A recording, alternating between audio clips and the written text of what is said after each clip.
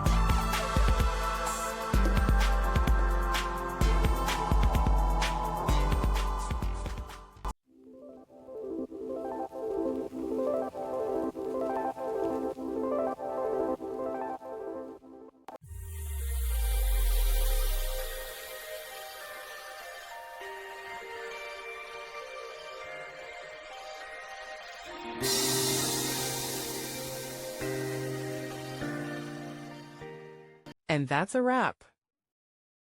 I hope you found the answer you were looking for. If you did, take a second to hit that subscribe button. It really helps out. And let me know in the comments which solution worked best for you.